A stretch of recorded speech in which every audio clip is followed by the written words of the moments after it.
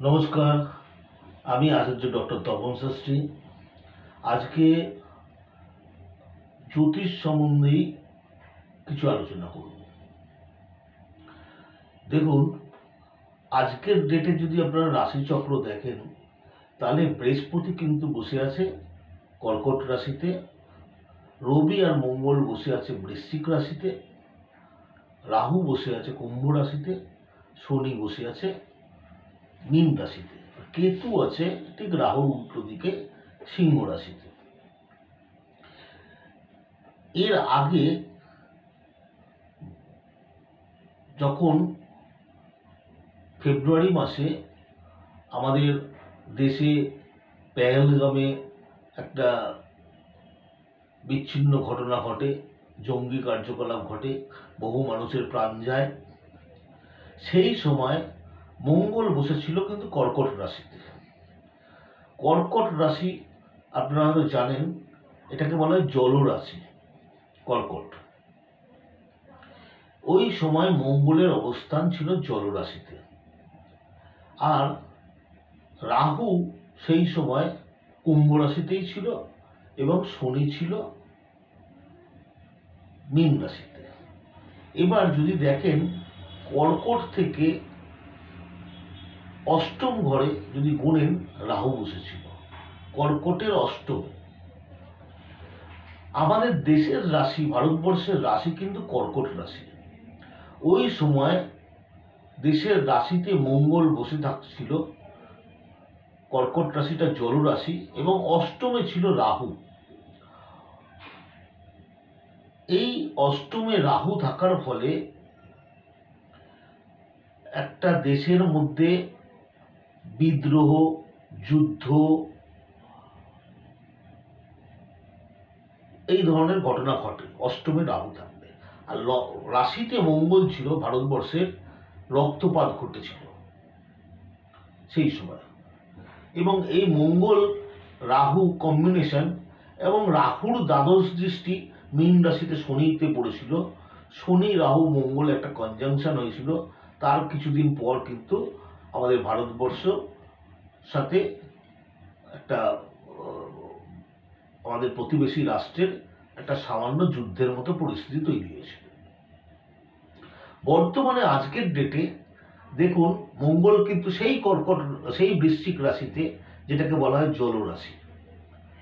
এই মঙ্গল যেই জলরাশিতে ঢুকলো, মঙ্গলের দৃষ্টি গিয়ে আবার চতুর্থ দৃষ্টি রাহুর ওপর গিয়ে পড়ল।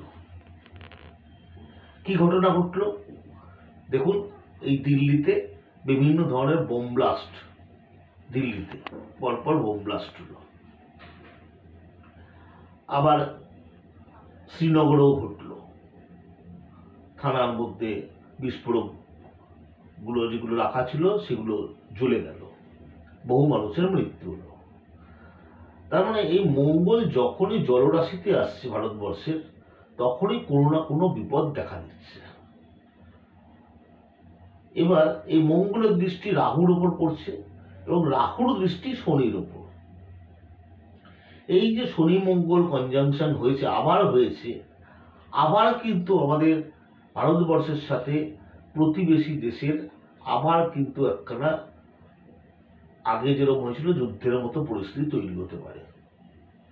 এরপর মঙ্গল ডিসেম্বর মাসে শুরুতেই চলে যাবে হচ্ছে ধনু রাশিতে।